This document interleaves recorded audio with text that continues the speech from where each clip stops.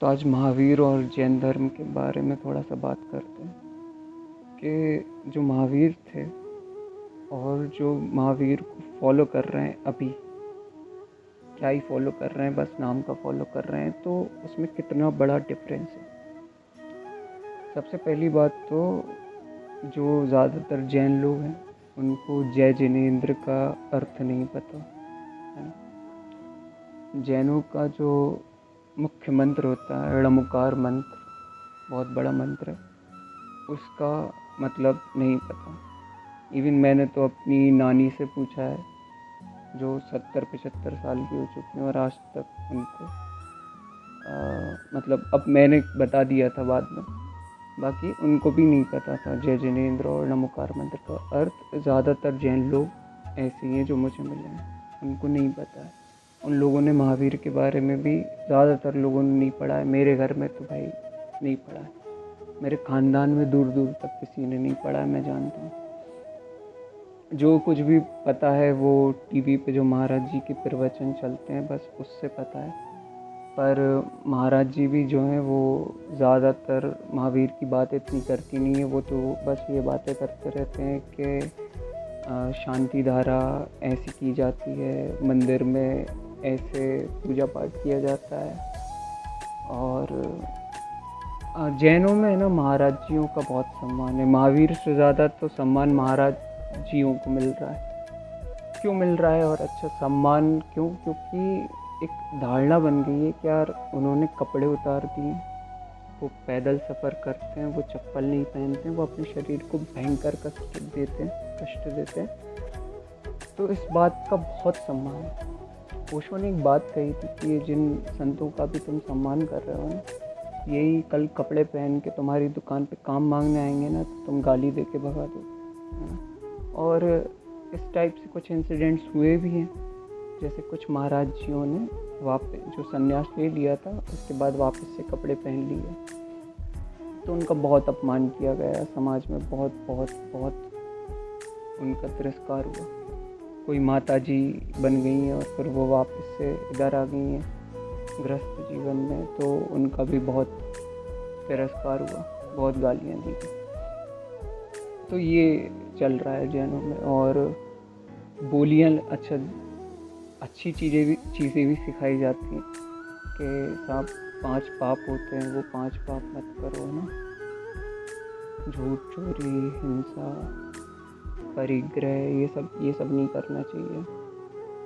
और ये सिखाया जाता है। ऐसा नहीं है कि वो लोग जो सिखा रहे हैं वो खुद फॉलो कर रहे हैं, नहीं भाई साहब, सभी के घर में बोला जाता है कि झूठ मत बोलो, कर रहे हैं भाई। बहुत झूठ बोला जा रहा है घरों में।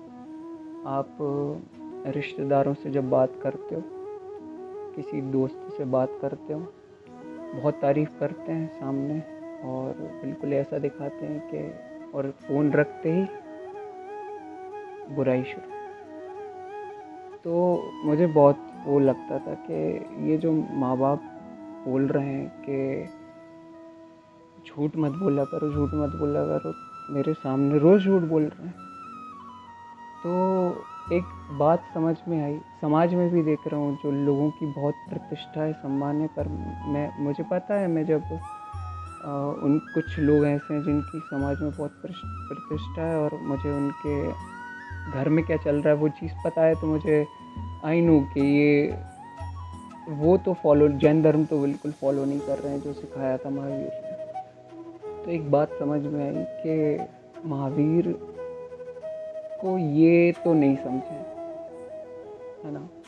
तो अगर ये समझ गए होते तो इनके जीवन में महावीर का कुछ तो अंश दिखता। चलो इन्होंने कपड़े नहीं उतारे, इन्होंने कुछ नहीं किया, पर कुछ तो अंश दिखता महावीर की सच्चाई का, है ना। और बस कहानियाँ महावीर को क्यों ऊंचा मान रहे हैं, बस मान रहे हैं क्योंकि बाप ने बता दिया, दादा ने बता दिया, समाज ने बता दिया, रट लिए कुछ बातें कि मोक्ष प्राप्त हो जाता है। अच्छा, जबकि महाराज जी खुद ही कहते हैं, जैन संत हैं, कि साहब अभी जो काल चल रहा है उसमें मोक्ष प्राप्ति हो ही नहीं सकती है। तो फिर तुम्हारे कपड़े उतारने का मतलब ही क्या रहा जब मोक्ष प्राप्ति नहीं हो सकती है? तो इतना कष्ट झेलने का मतलब क्या है जब मोक्ष प्राप्ति नहीं हो सकती है? स्त्री को कभी मोक्ष नहीं मिल सकता। अगर उसको मोक्ष पाना है तो उसको पुनर्जन्म लेके पुरुष बनना पड़ेगा, तब जाके मोक्ष प्राप्ति होगी। ये दिगंबर जैन धारा में चलता है। ये सब बातें बहुत अटपटी सी लगती थी कि क्या बता रहे हैं। और बहुत सारे जैन लोग जो हैं वो ऊपर वाले से प्रार्थना करते हैं। जैन धर्म नास्तिक धर्म है। जैन धर्म में सबसे पहले तो कोई क्रिएटर है, कोई बनाने वाला है, इस बात का खंडन किया गया है ना। इस बात का कतई बिल्कुल खंडन, वहाँ पे सिर्फ आत्मा की बात होती है, किसी ईश्वर परमात्मा की बात नहीं होती है।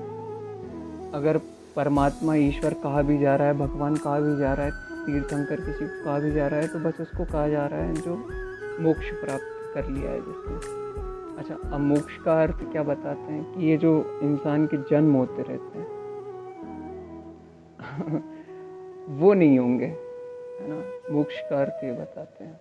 बहुत ही नीरस बातें हैं, मतलब बहुत ही घुमावदार बातें, ज़्यादा कोई जानना ही नहीं चाहता, बस रट लो। जैसे यूपीएससी के एग्ज़ाम के लिए बच्चे रट लेते हैं ना, बस रट लिया है लोगों ने कि महावीर को मोक्ष प्राप्त हो गया था।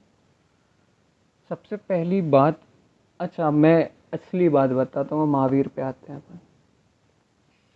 लोगों ने पता है जो आपको बताया है ना महावीर के बारे में, मोक्ष के बारे में, उन्होंने कभी ये नहीं बताया कि मोक्ष का असली मतलब जो है वो है कि आनंद आ जाता है, परम आनंद आ जाता है, जो ऊंचे से ऊंचा आनंद, ऊंचे से ऊंचा सुख हो सकता है संसार में, वो आ जाता है।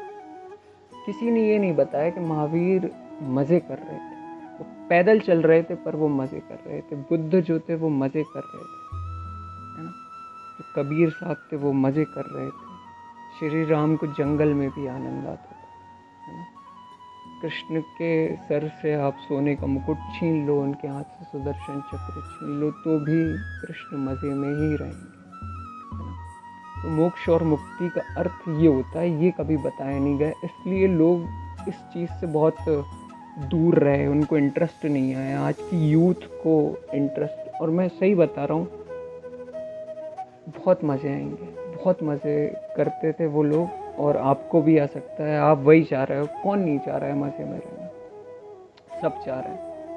पर आप जिन चीज़ों में मज़ा ढूंढ रहे हो वो थोड़ी देर के लिए आता है, ख़त्म हो जाता है। एक ऐसा मज़ा है जो कभी ख़त्म नहीं होता। महावीर वो मज़े करते, बुद्ध वो मज़े करते।